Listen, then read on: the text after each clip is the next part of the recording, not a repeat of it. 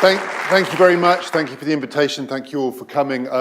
I've been led to believe it's eccentric of me. I'm not going to use any slides. I'm just going to talk for about 45 minutes or so, but I'm going to leave plenty of time for questions because this is a subject that tends to attract quite a lot of questions.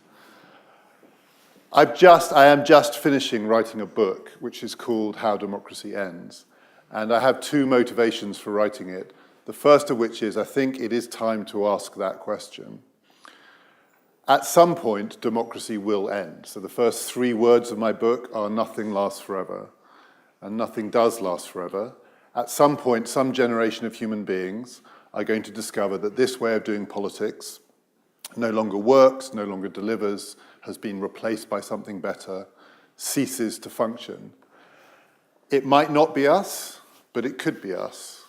And whoever it is will be surprised to discover that this thing that they have grown up used to as the default of their politics is winding down.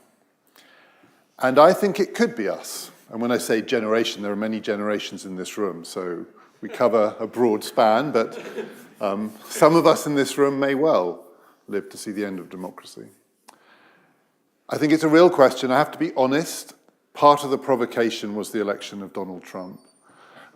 There is a phrase that slightly sounds pretentious, phrase in philosophy that when an argument reaches its reductio ad absurdum, that is, when you ask a question and you get an absurd answer, you have to conclude there's something wrong with the question.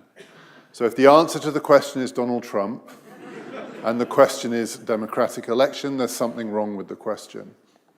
But it's not just about Trump. I'll say a bit more about him later. It's about our politics, and by our politics, I'm talking about democracies in places where democracy is very well established. I think the vulnerability of democracy in different parts of the world is a constant feature of the history of the last 100 years. And of course, there are many parts of the world that have never been democracies. But I'm talking about societies like ours, like this one, like the United States, like not just Western Europe, but much of Europe now, and other places too, like Japan, India, elsewhere. All those places around the world that have grown used to democracy believe that it functions and delivers.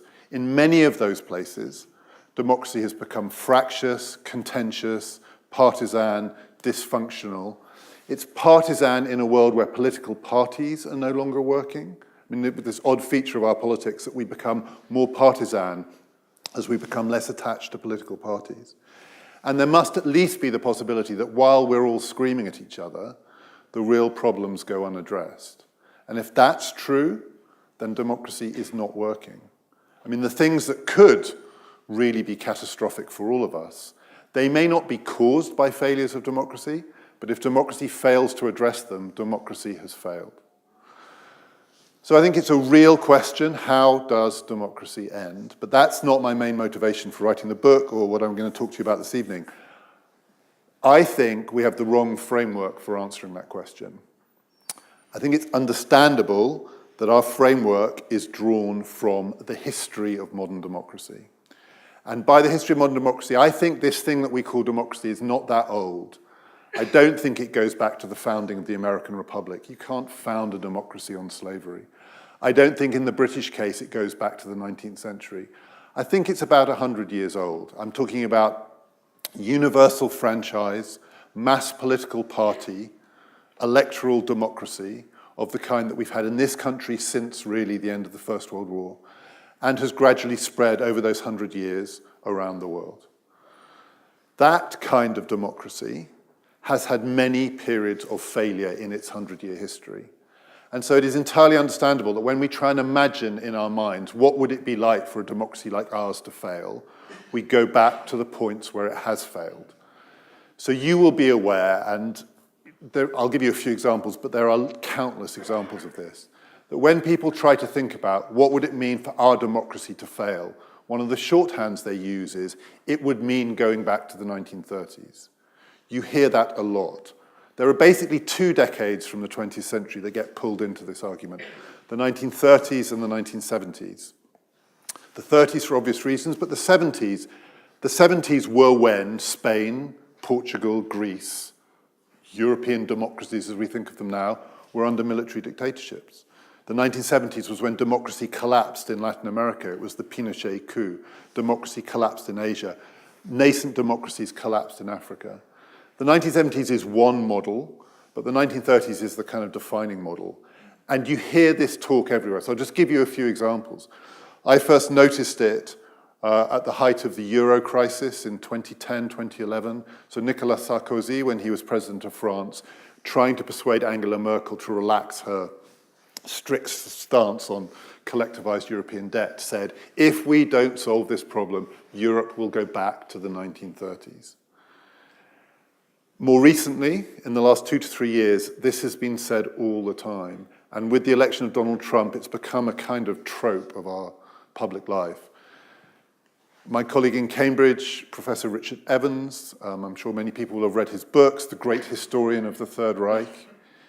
In a careful, measured, but serious way, he has made the case that we have to recognize the parallels between the collapse of the Weimar Republic and the election of Donald Trump. A fuller version of that argument is another very prominent historian of the 20th century, a man called Timothy Snyder, who's based in the United States, and he published earlier this year a seriously best-selling book called On Tyranny, 20 Lessons from the 20th Century, in which he makes the case that if we do not learn the lessons of the 1930s, we will repeat the mistakes. And he has many memorable lines in that book, one of which is, post-truth is pre-fascism. And I'm going to argue to you that it's not.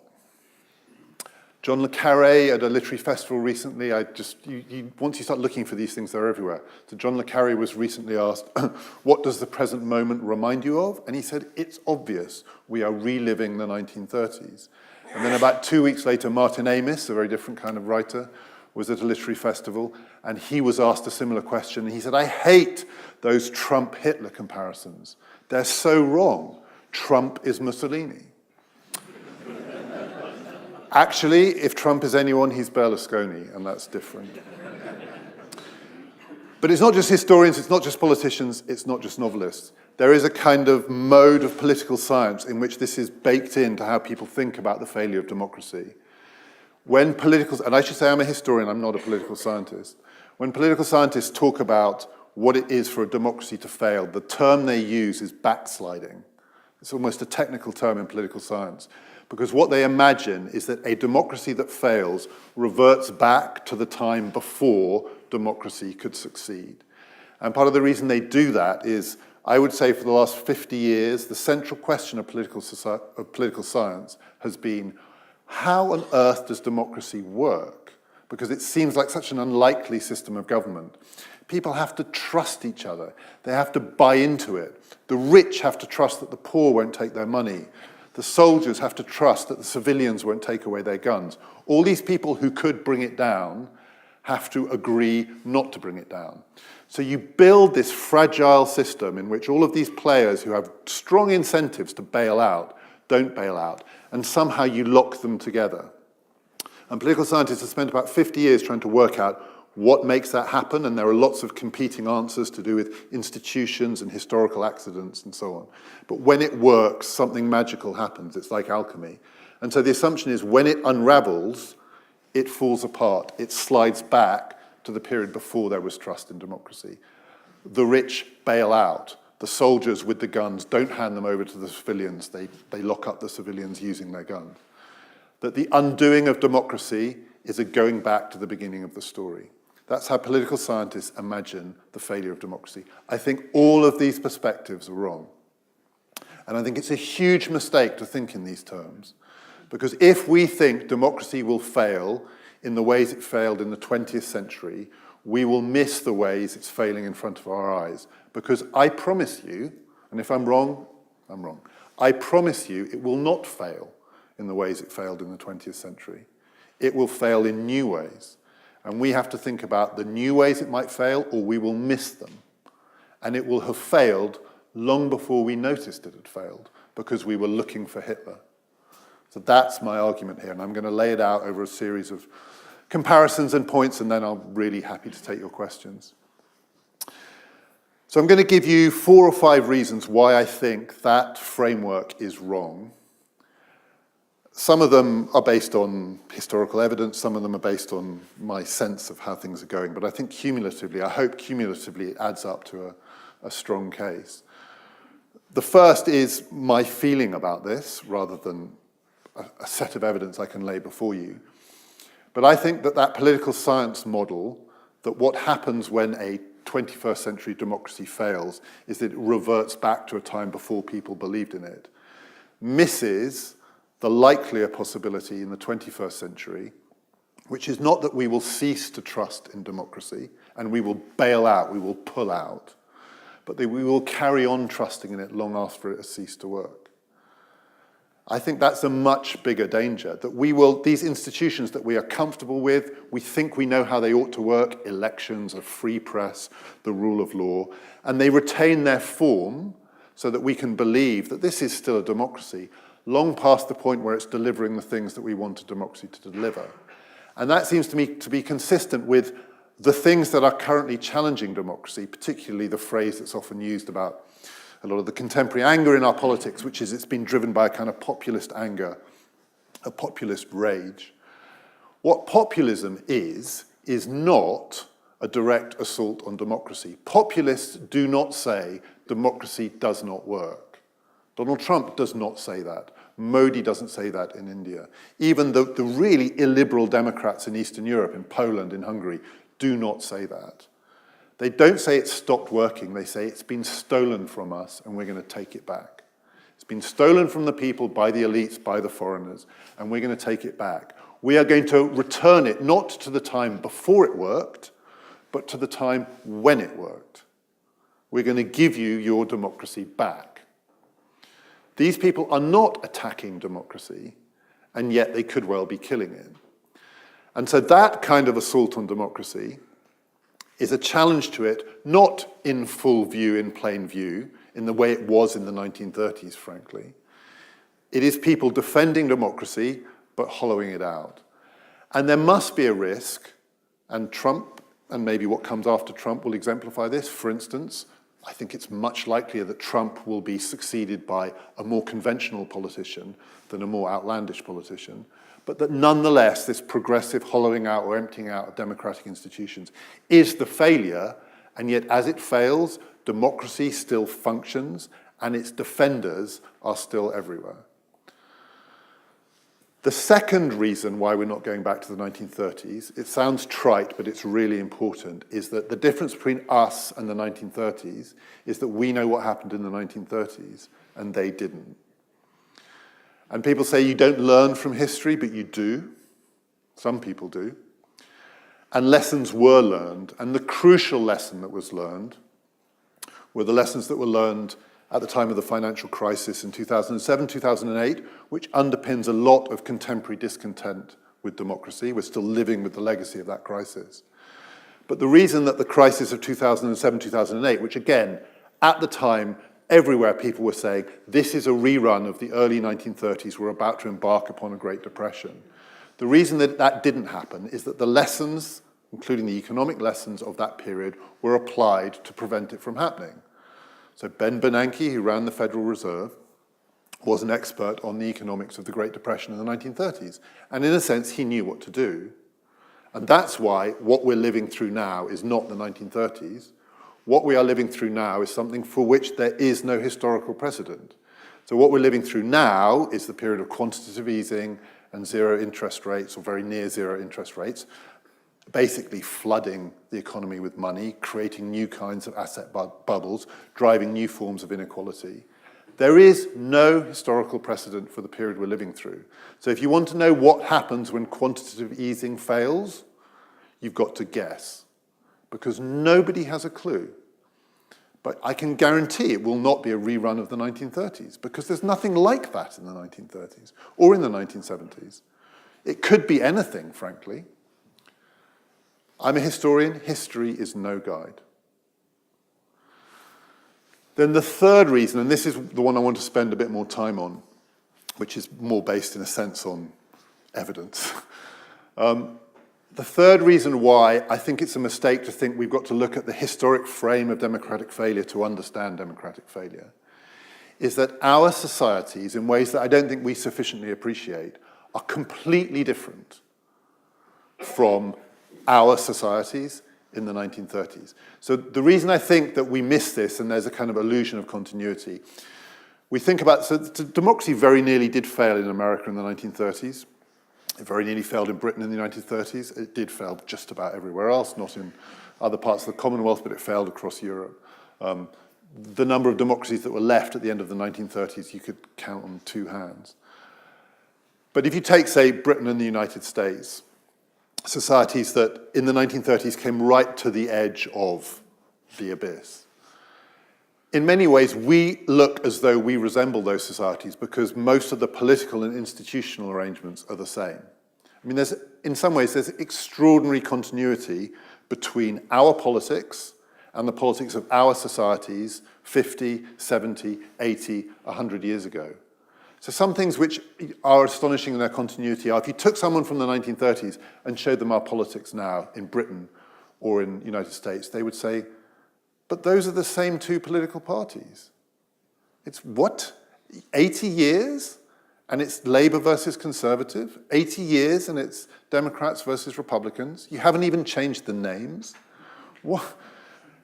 The institutions look the same. Take someone from the beginning of the 20th century and show them our politics. They say, but the House of Lords is still there. And you've sort of tinkered with it, but seriously, show them the American. And they say, but you're still using the Electoral College. Like it didn't work 100 years ago. You know it'll end in disaster, right? That system doesn't work. The politics is relatively unreformed. Of course, things have changed. The franchise has changed. People who had paper votes have real votes now. The ways in which some of the democratic institutions have changed. But the democratic institutions are uncannily similar in societies that are just completely transformed. So I think the illusion of continuity is in the political sphere. Human beings are the same too. I don't think we're that different from people who lived 100 years ago. And our political institutions are remarkably similar. But our societies, our social arrangements, they're nothing like. And particularly in the ways that impact on how democracies fail. So let me give you some practical examples and then I'll talk through some real-world cases. So I think there are three basic differences between our societies and the world of 70, 80 years ago. The first of which is, those were very violent societies by contemporary standards, and ours, by any historical standards, are the most peaceful societies in human history. It's a very contentious subject, the decline of violence. People argue about it a lot. A lot of people instinctively feel that cannot be true because our societies feel very violent. And there is a lot of violence that we see all the time. I mean, how can anyone say that America is a less violent society when someone walks into a church in Texas and just kills the people who are there? And then there's a mass shooting in Las Vegas, and then there are terrorist incidents here and in Europe. And we see these things, and it feels like there is violence all around us. We see more violence than we would have done in the 1930s. We experience much less violence, much less. And that's true of politics too. The first half of the 20th century, even through to the 1970s, politics was much more violent than it was now. When people say, America risks rerunning the collapse of the Weimar Republic, but the collapse of the Weimar Republic was just shot through with political violence, routine political assassination, mass murder, killing on the streets. And whatever we think about American politics, it's not that now. There are these pockets of terrible violence. So one of the striking facts about America in the last couple of years is that this gradual story of the decline of violence has seen a little uptick. So the murder rate has gone up in the United States after a long period of decline, both from the 1970s and from the start of the 20th century. And the last 2 or 3 years it's picked up, and it's picked up because of 3 cities, Chicago, Baltimore, and Las Vegas. There are pockets, and within Chicago, 2/3 of the rise in the murder rate comes from 5 out of 70 police districts. It's unbelievably localized. The chances of most Americans being victims of that kind of violence are vanishingly small, but their sense of it, when Donald Trump in his inaugural address talked about the carnage of American life, he was talking to his supporters, almost none of whom experienced that carnage, but many of whom fear it. The real carnage of American life is not people shooting each other. It's people killing themselves. So as you probably know, or maybe you don't know, America is the first society in the developed world where life expectancy is falling. It's not just the rate of life expectancy increase is declining, it's falling. But what's driving that is not gun death. What's driving that is the opioid epidemic, what people call poisonings and suicides, car crashes, bad diet. Now, people don't look at that and think, well, that's a symptom of a failing democracy, but that's where the carnage of American life is. And one of the things about all of those features of American life is that they barely register in politics. People don't get elected to be president of the United States talking about the number of fatalities on the roads. Trump talked a bit about the opioid crisis, but it's proved amazingly hard for him to do anything about it, or indeed anyone to do anything about it. Self-harm is a much greater problem than political violence in the United States. That is a very, very different society from the collapsing democracies of the 1930s. The other feature of 21st century violence, which is, I think, without parallel, is that a lot of it happens online. And that is real violence. I mean, people, again, can differ about this. Sticks and stones may break my bones, but names will never hurt me. Yes, they will, on Twitter. If you are the victim of an assault on Twitter, that is violence, and it often has physical effects. I mean, people are often genuinely damaged, and indeed, it can be fatal, frankly. But there is no historical parallel for that. You can't, I think, look at a mob assault on Twitter and find evidence in the 20th century of how that kind of violence potentially leads to the death of democracy, because I think all of those parallels are an illusion. I think people are always reluctant to think this time is different because they feel that the people who say that are suffering from hubris. This time is different. I don't see where we look in the history of the 20th century for what to do about online violence. I'm sure there are lots of things we could do about online violence. We won't find the answers in the past. Ours are less violent societies, and the death of democracy in the 20th century was almost always a violent event. Secondly, we are so much richer than they were. We are so prosperous. And when I say we, I mean Britain, the United States, not just even Western Europe, but many countries in Eastern Europe now too, Japan. There's a famous sort of soundbite fact in political science, which is that no democracy has ever reverted to military rule when per capita GDP gets above $8,000 per person. And it's more or less true. It's very hard to find counterexamples. To military rule, other things can happen. We live in societies where we're so far beyond that threshold, we can't even remember what it looks like. Our per capita GDP in the societies I'm talking about is 4, 5, 6 times that amount. We are well beyond that. Yes, ours are very and increasingly unequal societies. And again, people say, well, what we're doing is we're going back to the Gilded Age of the late 19th century. We're going back to the last great period of inequality in democratic societies in the United States, in Britain, places like France. They were very unequal societies like ours has become. But they were very unequal poor societies, and we are a very unequal rich society. And I'm not in any sense downplaying the significance of inequality, which I think is a huge challenge for contemporary democracies. But when our democracies fail because of inequality, it will not be on that model. We have to imagine that it will be something different, because what failure looks like in rich, unequal societies is very unlikely to be what failure looks like in poor, unequal societies. And third, and I think this is the most significant difference of all, and I think it's the one that's most neglected, we are so much older than they are. And when I say older, I mean we. I don't mean we live in old societies because the societies have been around forever. I mean the people who live in them are old. 1930s, even to some extent the 1970s, certainly the 1930s, Britain, America, France, Western Europe. These were societies that had a median age of about 25.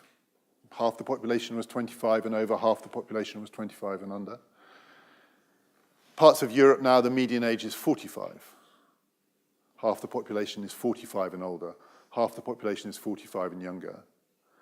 Political violence is a young man's game. I mean, that's just a fact, I think, a historical fact. Fascism is a young man's game. Old people can embrace fascism and think it's great, but they need young people to do it. Old people don't do fascism, they just support it. Young people, young men, are the ones who do fascism. Weimar Germany was a society of young men, many of whom were suffering post-traumatic stress disorder. There is nothing comparable to that in our world. I'll tell you what's comparable to that in the world as a whole that we currently live in. But the United States is nothing like that. So let me give you one practical example that I hope illustrates this. Greece, contemporary Greece. So Greece at the moment, over the past 10 years, particularly over the past 6 or 7 years, has lived through a crisis which has many echoes of the 1930s. And it's often drawn up that Greece has gone through a depression that has been deeper and longer than the Great Depression. So the Greek economy has shrunk by about a quarter. So Greece has suffered more in the past 7, 8 years than the United States did in the Great Depression, than Britain did in the Great Depression. It's comparable to what Weimar Germany suffered. Greece, as you probably know, has had unbelievably high unemployment rates. So 25%, touching 25% unemployment, which is, again, 1930s levels, and 50% unemployment among 18 to 24-year-olds. So if this was the 1930s, 50% unemployment among 18 to 24-year-olds, I would draw you a graph and it would say 50% unemployment, 18 to 24-year-olds, arrow, fascism. I would have no problem with that as a piece of historical causation. You cannot leave that number of people out of work and not expect something really violent to happen. But it hasn't. Why not? There aren't any young people in Greece. By historical standards, Greece is one of the highest median ages in the world. It's one of the oldest societies on earth. I think it's close to 47, 46, 47. There are way more pensioners in Greece than there are students. And many of these young people are living off their parents' and their grandparents' income, including their grandparents' pensions. In fact, many of them are living with their parents and their grandparents. That is not Weimar Germany. It's nothing like Weimar Germany. Greece has seen its economy contract by a quarter from something over 30,000 per person per capita GDP in dollars to something closer to 20,000 per capita GDP in dollars. So that's an unbelievable contraction. You know, that is a sort of social trauma on a scale that can break a society apart. But we have no historical parallels for it because we have never seen a society that rich shrink that fast. All of the historical comparisons are with societies that are much poorer. Greece has been through this incredible trauma. The murder rate in Greece is still lower than the murder rate in the United Kingdom. Greece in the 1970s, well, starting in the late 1960s, did go through a good old-fashioned collapse of democracy. There was a military coup. In the 1940s, there was a civil war. Greek politics was incredibly violent in the 1960s and 1970s. Greece still has a very well-funded army because Greeks still think that Turkey might invade at any moment. There will not be a military coup in Greece because Greece is no longer that kind of society. I just don't believe it. If it hasn't happened now, it's not going to happen. And I don't think it's going to happen. The fight in Greece is between bankers and accountants and European civil servants. It's not between soldiers and democratically elected politicians. And yet, I think it's also possible to ask the question, has Greek democracy already failed? Given what Greece has been through and the inability of democratic politicians to find a remedy for it. There is no historical parallel for that. We look at a society like contemporary America and we think it must have a lot in common with 1930s America or contemporary Britain with 1930s Britain because we're the same societies. So the contemporary society that most resembles 1930s America is Egypt. Egypt could relive the 1930s, and maybe you might say it already has relived the 1930s. So American median age in 1930 was about 24, and in Egypt it's about 24. American per capita GDP in 1930 was about $4,000, and in Egypt it's about $4,000. Unemployment in Egypt has not reached Great Depression heights yet, but it's pretty high. Of course, Egypt, in so many ways, is nothing like the United States. But just the fact that if we want to make a comparison about who risks rerunning the 1930s, we shouldn't think because we share the same political institutions, we share the same heritage, it's us. It's not us. I don't believe it's us. I think there's only one historical society that possibly offers evidence of what we should expect from the crisis of our democracy. If we need a historical example, and I'm not sure we do, I think maybe all historical examples are false, either false comfort or false fear-mongering here, but if there is one, it is contemporary Japan. Contemporary Japan is the closest to what it's at least possible that the future of democracy holds for these kinds of societies, in the sense that democracy in Japan has been pretty dysfunctional for about 25 years. Japan has been kind of stuck in a political rut. It's had something close to zero growth until relatively recently. It's really struggled to deal with the fundamental challenges and problems that it faces. But it remains an incredibly prosperous society, incredibly prosperous. It's an increasingly elderly society, so it's even older than Greece. It's a society that's no way going to replace its population. It's a society that does not wish, for all sorts of reasons, to accept immigration, which is the only solution to its problems. I mean, the Japanese people are not having kids, so at some point, something is going to have to replace the unborn Japanese. And there are really only two possibilities, one of which is immigration, and the other is robots. And all the evidence is that the Japanese are betting on the robots, which may well be the answer. I personally doubt it. I think they may need to allow some immigration first, but there's at least a possibility that that's the way this is going, and there's no good looking to the 20th century for what that's going to mean for democracy. I don't know. I'm not sure that's our future either, but it's at least a possibility. There is no historical parallel. So let me say two or three more broad things, and then I'll offer you some conclusions. And I have no solutions, by the way. Just put that out there now. I don't know if you're meant to have solutions in these talks, but I don't. The other huge difference, and I can only touch on it here, and maybe we could talk about it because there's so much to say about it, and I've already touched on it a little bit, is this is the first crisis of democracy in the full-blown digital revolution age. Again, when we see it, the temptation is to find something familiar to compare it to.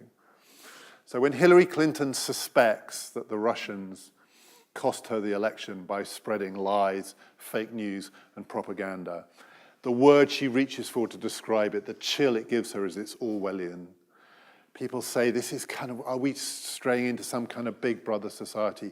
Isn't this that mid-20th century nightmare of surveillance and completely untrustworthy ministry of truths that just tell lies?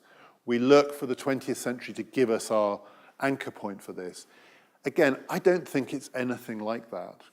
I think it's a huge mistake to want to recognize the familiar threat in order to decide that it is a threat. Absolutely, I think digital technology is a threat to democracy. And I think there is nothing to compare it with. So we have to work it out for ourselves, what kind of a threat it is. To put it very briefly, there's a lot more to say about this. But the information and communication technology of the 20th century, I think, did work. I mean, basically, let's call it transmission technology, radios, televisions. It did work towards full frontal assaults on democracy. The classic model of the coup, which is not dead, there was one in Zimbabwe a few days ago, is soldiers take over the radio and TV stations and tell the people that their democracy has been temporarily suspended. And radio and television works very well for a direct frontal assault on democracy. It kind of aggregates the threats to democracy and locates them. Digital technology, it seems to me, disaggregates the threats to democracy and disperses them.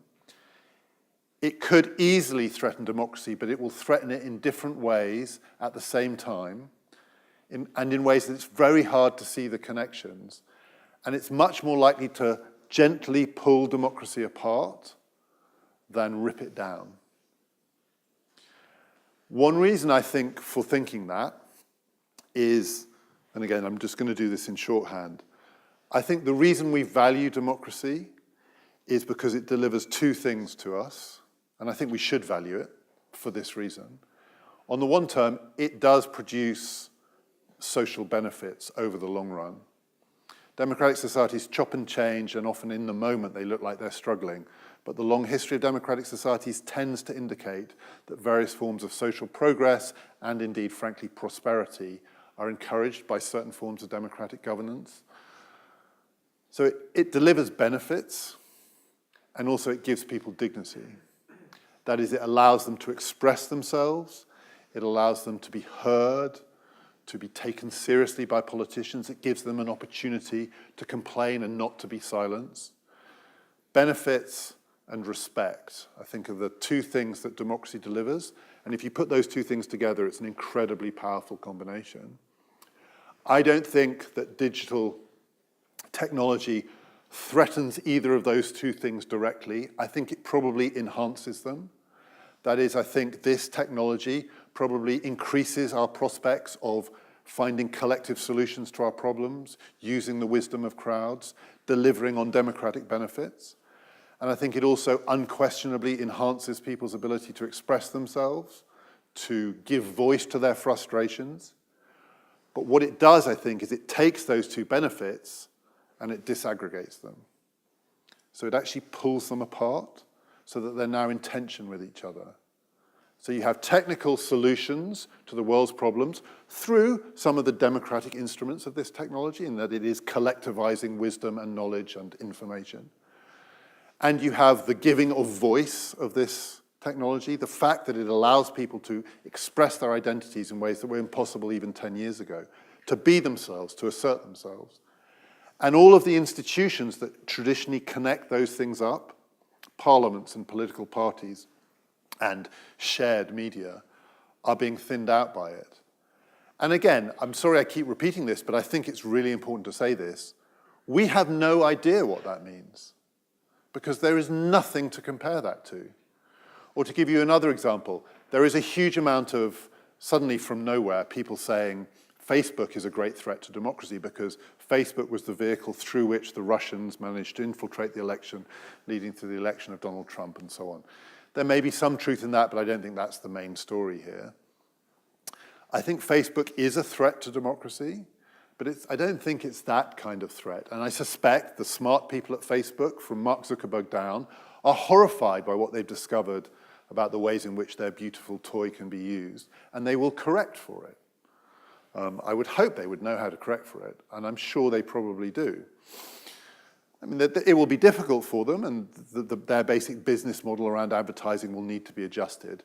But I would imagine they have the technical skill to prevent the scare stories about the 2016 election being the scare stories about the 2020 election. That's not the threat that Facebook poses.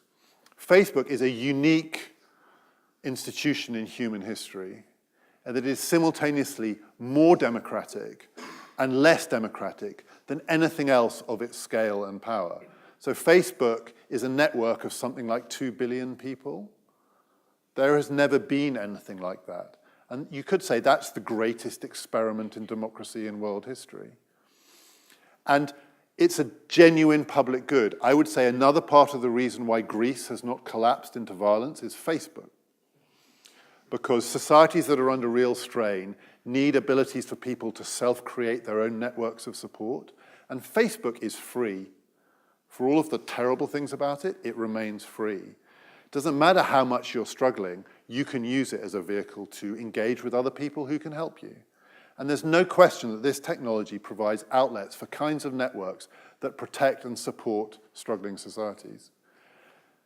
And at the same time, Facebook is the most hierarchical organization in the world because it basically belongs to one man. I mean, I know it doesn't quite belong to one man, but it is Mark Zuckerberg's toy. It's, it's simultaneously unbelievably democratic, and it's like a medieval court. And he's the prince. And he's like a prince. He's this boy who's got this kind of thing he's created, which turns out to rule the world. When The Economist wanted a picture to kind of capture that power, they portrayed him as a Roman emperor with thumbs up, thumbs down. But he's more powerful than a Roman emperor by far. It's not military power, political power, but it's information power. What does it mean to live in a society when an institution like that can simultaneously be more democratic than a democratic state and more autocratic than an autocratic state and have more money in its bank account than the American government does? It's not Weimar Germany. Last point, and then a couple of words by conclusion.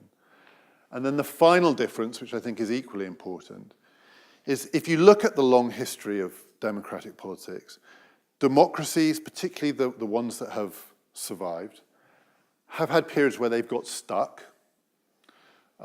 American democracy, British democracy, French democracy got very stuck at the beginning of the 20th century in the last great age of inequality. In the 1930s, many democracies didn't just get stuck, they fell, but the ones that survived came very close to the edge and looked like they were frozen. British democracy in the 1930s looked like it was just frozen in this position where it couldn't solve the problems it faced. A lot of people thought democracy was finished in the 1970s. And again, it looked like it just was inadequate to the task. And then in each case, a crisis came along that kind of shook democracies out of this. They were galvanized by worst-case scenarios. In some cases, the worst-case scenarios were wars, and I don't think that's an option for us. I mean, there is Thomas Piketty's famous book about rising inequality, which tells the story of the 20th century, began very unequal, became much more equal from 1945 to 1975, it's drifted back to inequality. And he wants people to say, look, we did it before, we can do it again. We tamed inequality once, we can do it again. Except the way we tamed it last time was fighting a world war. There is no way that story makes sense without the two world wars, and that is not an option for us. There is no solution to our democratic problems, which is to fight a third world war. Sometimes it's wars, but sometimes it's other kinds of crises, national crises, economic crises, the Great Depression, the great stagflation of the 1970s, that kind of kickstarts a new round of democratic inventiveness, social cohesion. My fear is that those options are increasingly closed off to us too, in the sense that many of the crises we face are too big for democracy. So if the crises we face include the impact of this new technology on not just employment, but a whole range of established social relationships, or if the crises that we face is the long-term crisis of climate change. There's a kind of tendency, I think, of democracies not to be galvanized by those threats, but to be paralyzed by them. That the institutions still work, we still go through the motions of democratic life, we can reassure ourselves that we're changing government. If this doesn't work, we'll try something else, and if this doesn't work, we'll try something else.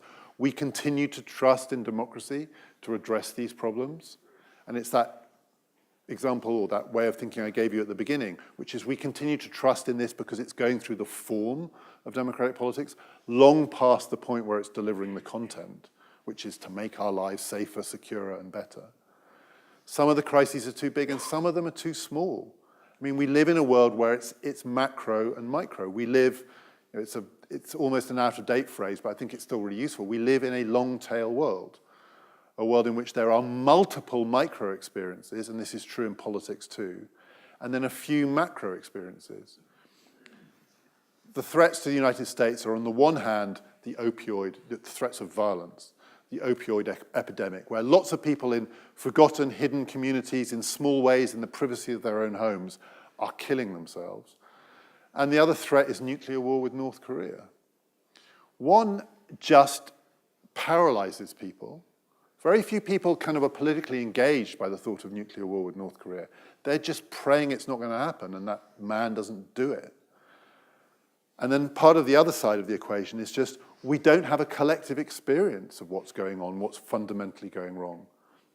The other epidemic of violence in North America is the prison system.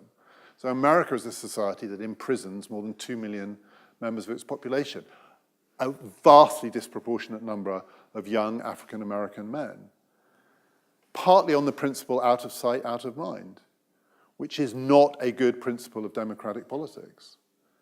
And this has just drifted through American political life for a generation or more. The crises are too big or too small. So whatever happens, it will not be on the familiar pattern.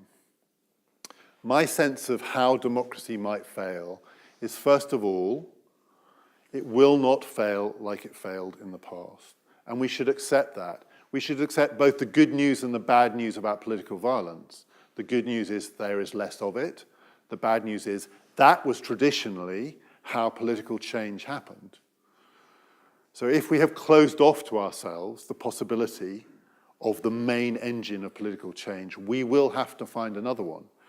By far the bleakest book I've read in the last year is a book called The Great Leveler by an ancient historian called Walter Scheidel, which is about the history of inequality from the Stone Age to 2017, in which he says, if you look at the entire history of the human species, there has never been a solution to the problem that is built into our societies that over time they become more unequal because the people with more accumulate more. There has never been a solution to that problem from the dawn of time that has not involved large-scale catastrophic violence. Does not have to be a war. It could be a plague.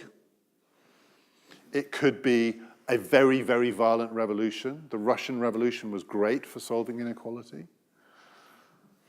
The Black Death was great for solving inequality. The First World War was great for solving inequality. The Second World War was great for solving inequality. None of those options are available to us as solutions to the problem of inequality. It won't happen through violence. It won't happen through coups. So one of the symptoms, it seems to me, of the dysfunctionality of contemporary American democracy is there will not be a coup in the United States.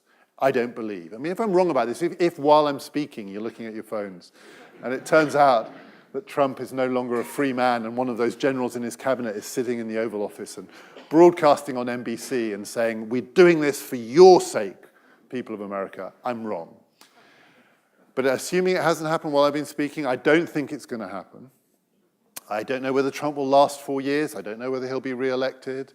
I do think he will not be president after 8 years. That would be a bad sign for American democracy. I don't think that will happen. But while he has been president, there has been constant talk that America's already had a coup. So Trump's opponents say that Trump's election was the coup. He's stolen American democracy. And Trump's supporters say the coup is against Trump. He is already a prisoner in the White House. The deep state has already prevented him from enacting the will of the people. Everybody thinks there's been a coup in the United States, and there hasn't been a coup in the United States. It's just someone got elected who doesn't know how to govern, and half the country hates him. That's not a coup. That is a dysfunctional democracy. It will not be a coup. It will not be a war. We don't know what it will be. So at the point where someone should say, now this is my solution, part of the issue here is I think what's come apart in democratic politics are the technical solutions and it as a vehicle of popular self-expression. And I think Silicon Valley embodies this, in that many people in Silicon Valley have given up on democracy because they think their machines can come up with solutions faster. At the same time that these people in Silicon Valley are supercharging the kind of contestation of democracy through the networks that they've created that allow people, rightly, and I think it's wonderful, to express themselves. But one of the things that's come apart in our politics is the idea of solutions to our problems and the idea that democracy is a vehicle for self-expression. So it cannot be a solution to that problem for a Cambridge professor to say, this is my technical solution to the problem of democratic politics. And that's part of the issue here. That produces the pushback from the people who want democracy to be an expression of their values and their views. There are no obvious solutions to this, but I think there's a kind of attitude that is important. And the thing that's provoked me to think about this and to write about it is that I was getting frustrated and worried by the fact that I thought the attitude was increasingly wrong. The wrong attitude is waiting for democracy to show the symptoms of failure that we can all agree are democracy failing. Waiting for the coup to become real. Waiting for the violence to reach the center stage of politics. Waiting for the breakdown of civil order as the sign that this no longer works. So I reckon we could wait for that for 100 years, and it might not come. And democracy will have failed long before it arrives, because it will have been thinned out and hollowed out and emptied out. It will be form, not content. It will be solutions over here and anger over here. It will be constant back and forth. It will be a changing of the guard. All of these things are features of democratic politics, and we could keep doing that for 100 years as well. And while that happens, democratic politics will have signally failed to address the problems, the challenges that we all face. So my only conclusion from this is that we're worrying about the wrong thing. Donald Trump is not going to turn into Hitler. Donald Trump is also not going to rescue American democracy by taking it back to its glorious past when America was great again. Mark Zuckerberg is a bigger threat to democracy than Donald Trump. Not because he has any evil designs on democracy at all. I imagine, insofar as he ever thinks about it, he thinks it's a lovely idea, and he would like to celebrate it. But he has created something that no one within or outside democratic politics understands how to bring under political control. And that thing that he's created is also a vehicle of democracy. So we could easily celebrate its democratic potential long past the point where it has hollowed out the institutions on which democracy depends. And that could all happen while we are either saying Donald Trump is our savior or Donald Trump is going to turn into Hitler. Because my feeling is for the last 2-3 years, maybe longer, we've been worrying about the wrong thing. Thank you.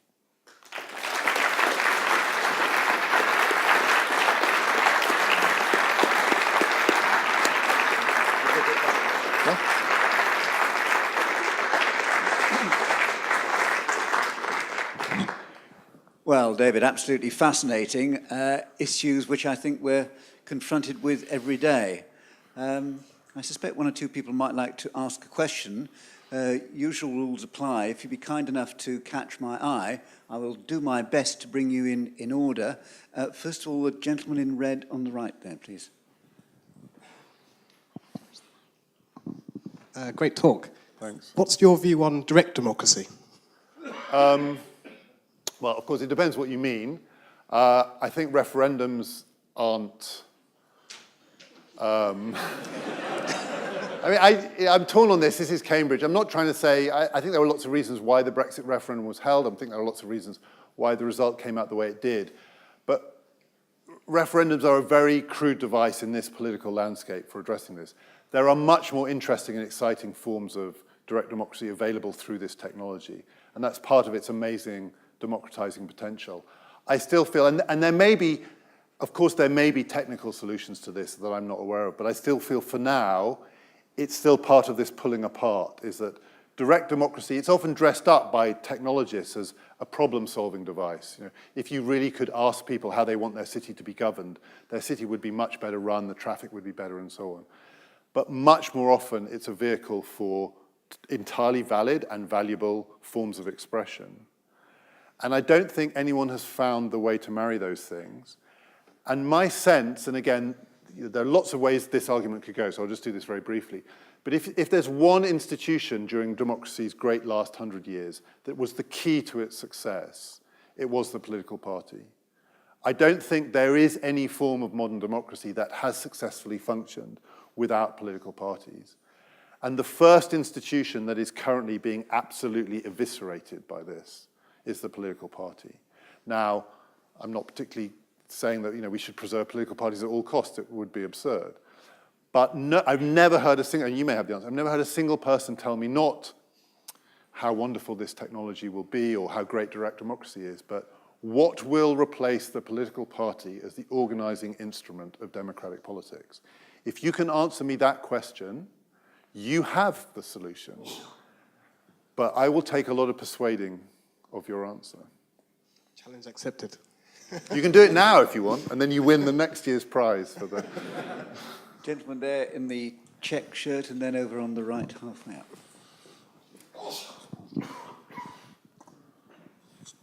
Thank you very much for the talk. My question is potentially related to the previous one. Yeah. We didn't hear much about China, probably No. for obvious reasons. I guess in terms of that kind of political cycle, we Yeah. flip around doing elections maximum every 5 years, but there seems to me to be a lack of kind of long-term thinking, Yeah. lack of systemic thinking, etc. in our political systems. Is there any kind of, I'd love to hear your thoughts on, what that might so mean. there's a lot, again, to say about that. I'll just say a couple of things.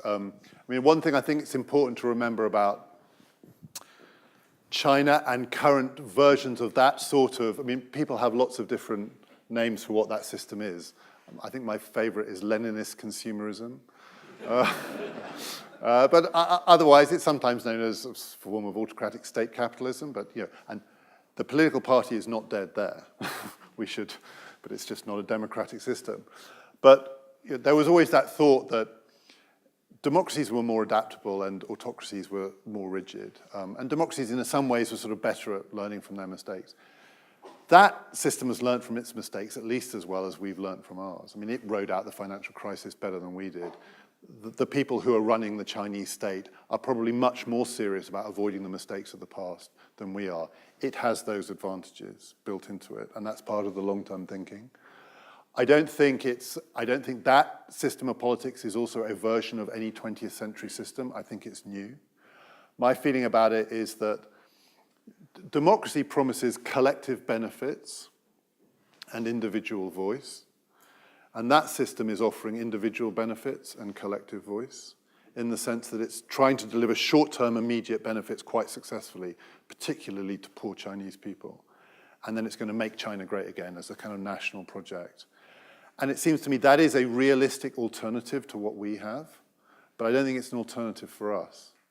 The question, it seems to me, about China is not, will we come to a decision that we want that system for us, because I think we won't, but it is a rival system to ours that could easily deliver results that outmatch ours. But I'll just tell you a story. My confidence in that it's not a system for us is that long before he was the man who was going to run our country, I did an event at the Cambridge Literary Festival with Seamus Milne about 3 years ago, and we all know who he is, right? Jeremy Corbyn's communications director. And he was giving a talk about what was so terrible about Western capitalism, what's so terrible about the world we live in, to a middle-class Cambridge audience who were just lapping up every word. That was when I knew that Jeremy... But everything he said, I kept saying, when is he going to offend them? At what point is this person who's basically saying that he wants to take things from them going to wind them up? And it never happened. And then right at the end, someone said, Mr. Milne, you've given us all of your diagnoses of our problems, but what's your solution? And he said, well, we need to run our society like the Chinese run theirs. And the whole room was just like, oh. So he doesn't say that anymore. That wasn't an answer to your question.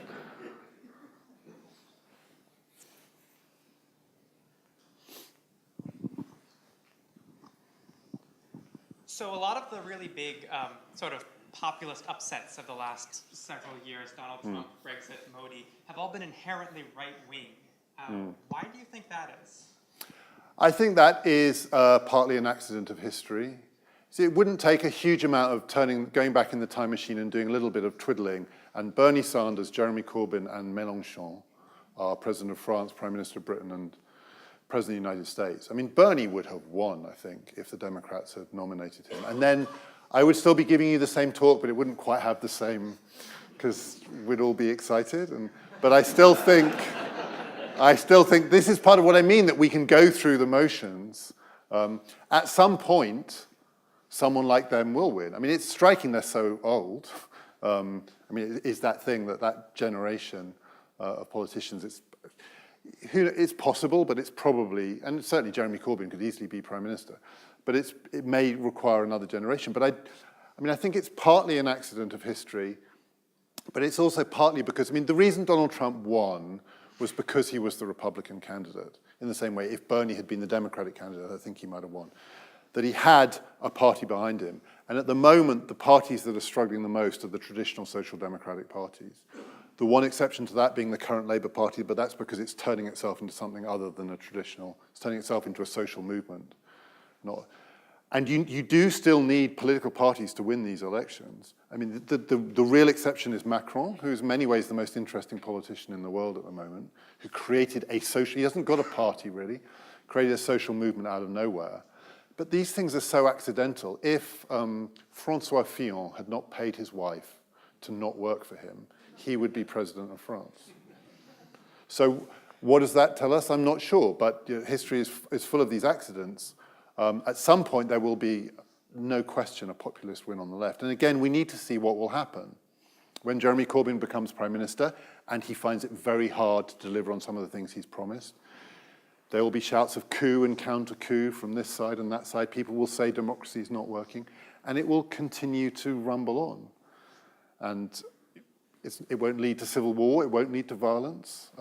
We won't run our societies like the Chinese run theirs. But it might not get any better.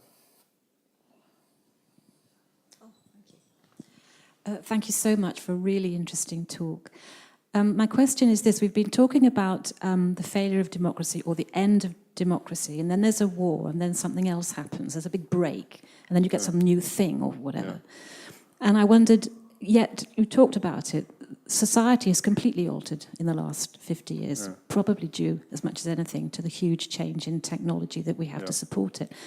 So I wondered if it's helpful to think about not so much the end of democracy, but its ability to change, that its ability to change itself is slower than the ability of society to change itself.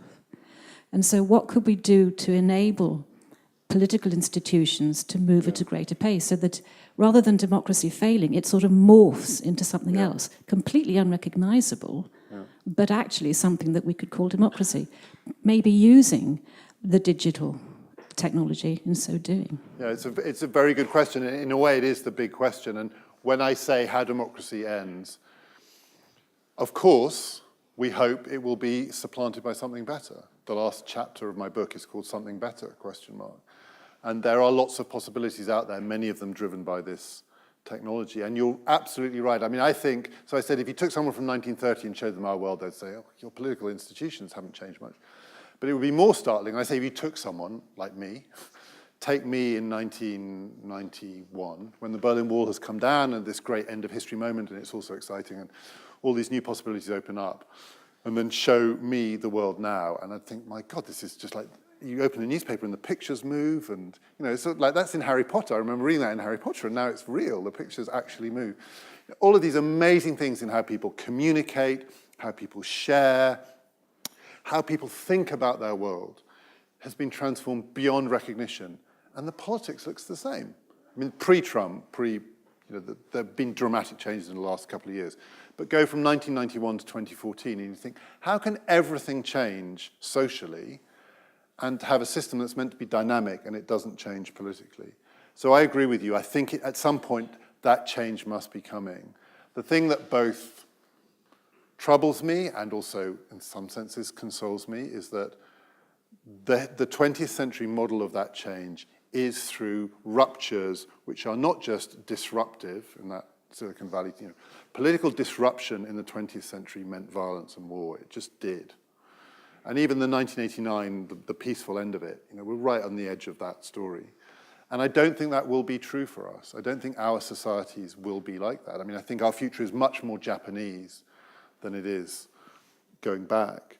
And so I find it hard to conceptualize that kind of rupture without the thing that's produced it in the past. And if I had to say my fear, you say it morphs into something that is sort of unrecognizable but recognizably democratic. I can imagine it morphing into something that's unrecognizable and superficially democratic, but actually deep down is completely technocratic. That is, it is a system that is built by the architects of the system, who will be engineers who understand how the system works in the way that the people who use it don't.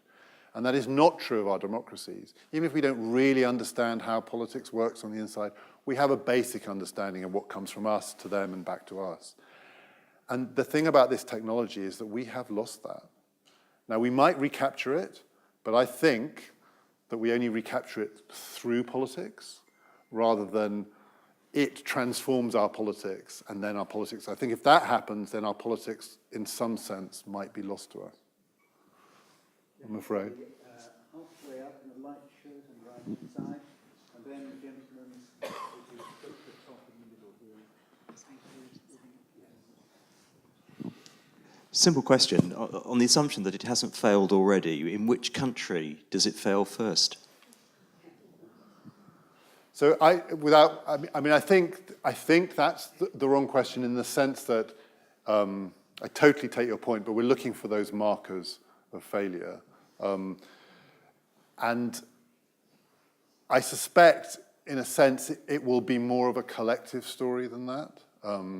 There will be, history has all sorts of things up its sleeve, the future does. And things will happen which will be surprising and dramatic and bad in some democratic societies, no question. I certainly think that the possibility that the euro experiment will still fail. That would be an old-fashioned failure. If the euro ceases to function, that is something that has a beginning and an end.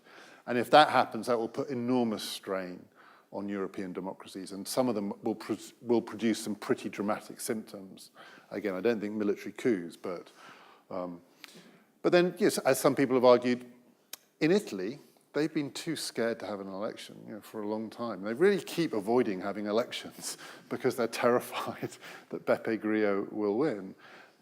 Democracy was suspended in Greece, and it was suspended in Greece not because the soldiers took over the TV stations, but because people who worked in Goldman Sachs said, give us a go. And then they couldn't solve it either, and then they gave it back to Syriza.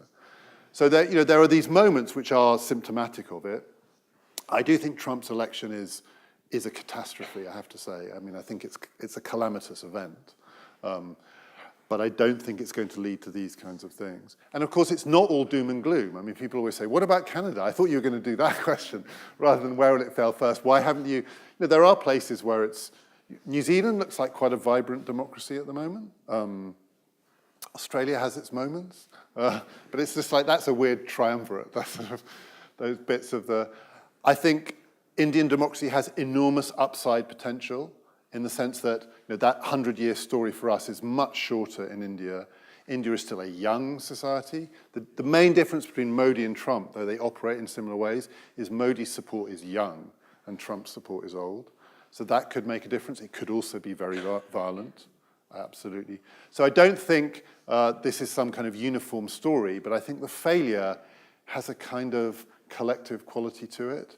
And that's what I mean in the sense, there's always the danger also that, Brexit is possibly symptomatic of this, that we do Brexit and then the euro fails and then something really bad happens in Portugal and we go, well, we're all right. At least we're not Portugal. As people were saying, at least we're not Greece. Or as they say now, at least we're not Venezuela.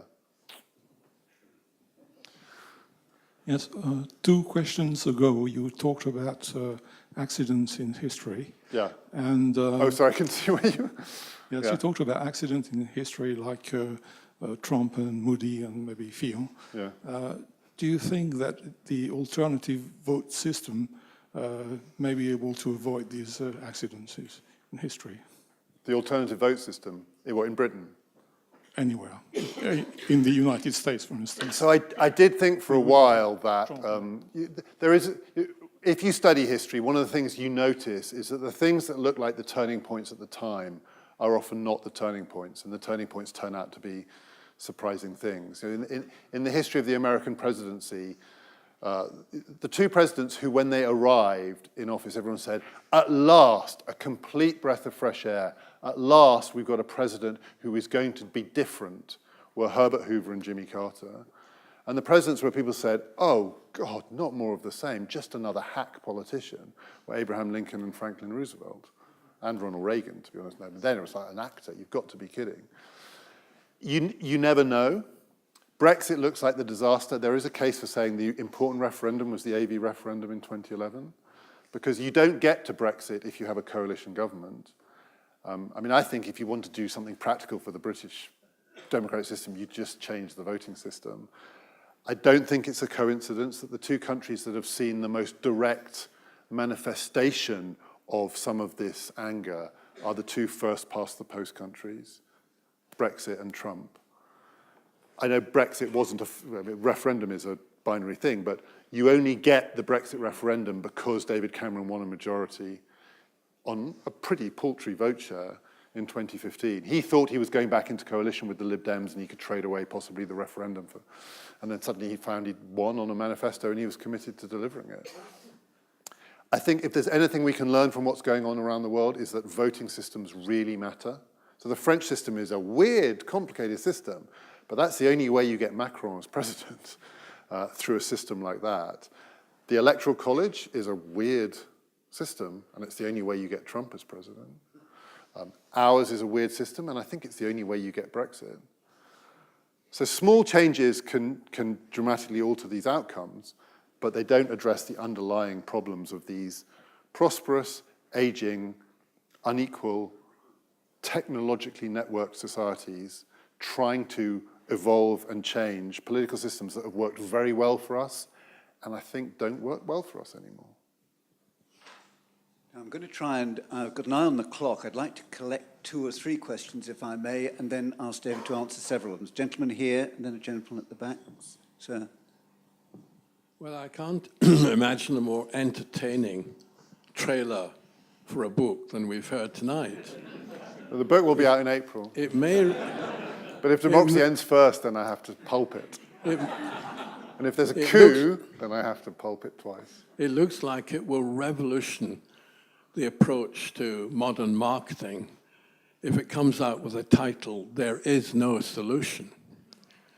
But I've been reminded in all this by the way in which the academics are reverting to their clerical tradition of trusting belief at the expense of empiricism and evidence.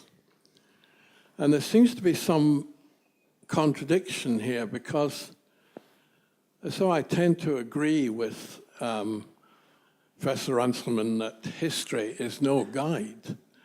I note that every time he offers another new and plausible and hair-raising belief, he uses empirical evidence from Greece or Japan or whatever seems likely at the time.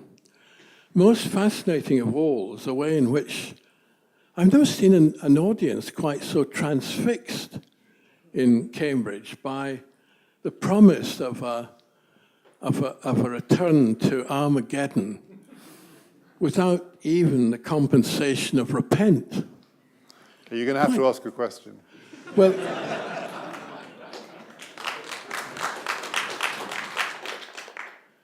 well, I'm wondering if you agree with Chesterton that when man stops believing in God, he doesn't believe in nothing, he will believe in anything.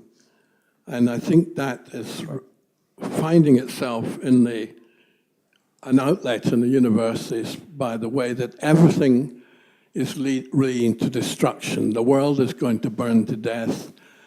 The astronomers are desperate that we won't invent robots before they get to Mars. Do you agree with me? Okay, I'll answer that. Yep. Could we just hold on? Yeah, yeah. 2 or 3, and that'll be the last. The gentleman at the back there. Just hand up the gentleman at the back, then I know No. who I'm coming to.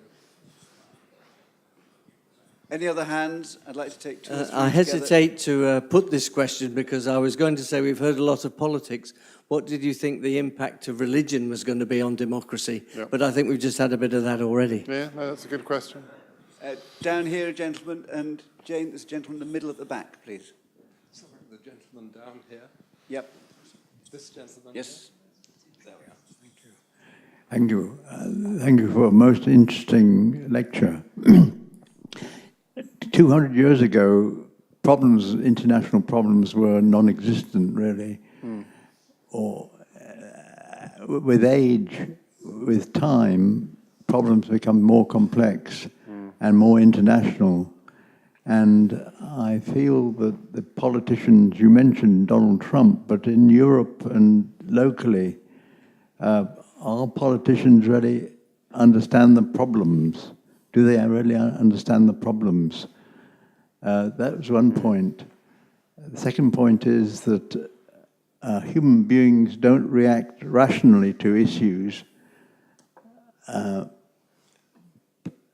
Economists are good at explaining what has happened, but are not very good at predicting what happens. And so there is confusion. Right. Three? Okay, one more and then... Just last one at the back, I'm afraid. Yes, you have made no mention on immigration. Do you think there is no case for fearing that immigration, maybe it doesn't destroy some countries' democracy, but could seriously damage and change the form that it is in? So if I end with that one, I mean, I did mention a bit about immigration precisely for that reason, because I think there are some societies that are very, very reluctant to embark on that experiment, and yet they need a solution to the fact that their populations will shrink over time, or at least they will become increasingly elderly. And it is a fundamental challenge of contemporary democracy, which is immigration is, in many places, politically unpalatable, certainly mass immigration, and yet the problems that those societies face need to be resolved somehow by essentially generating new people in the system. And I'm not joking when I say there is, in some parts of the world, including Japan, a genuine bet that the way out of this, that the automation of the labor force is good news, because there won't be any people to do the work. But if the robots do the work, they'll do it cheaply, they'll never go on strike, they'll never take a sick day, they can work through the night, they don't need the lights on. And old people can play computer games and worry about their health. And that's a vision of a democratic future, which is not apocalyptic. It's just a bit weird. And I don't think I was offering, I mean, in some ways I was trying not to offer, there are much more apocalyptic. You read Yuval Harari's Homo Deus for an apocalyptic vision of the next 100 years in which we are all just going to become data points in a computer-run world. I think we could go on like this for a long time. I think in the great lottery of life, if you were up there somewhere and before you're born, there's a great big pot and they pull out a piece of paper and it says where and when you will live. And it said 21st century Japan. You would have won the jackpot. I mean, there's almost no better place in human history to have lived, as it is now and as it will probably be in 20, 30, 40 years' time. And yet this way of organizing societies is running down. I mean, democratic politics is not dead, but it is over the hill. And it is on the way down. And we haven't worked out how to manage that. I don't think it leads to disaster. I mean, it potentially leads to us failing to solve problems that could, in the long run, be catastrophic. I mean, that's got to be a possibility. But I think it more likely leads to frustration, missed opportunities, dysfunctional politics, and then when these transformations happen, an inability to get a grip on them, because you need politics to get a grip on politics. And one of my fears is that we're drifting not towards some terrible future, but towards some increasingly unequal technocratic future in which some people understand and some people receive what they're given.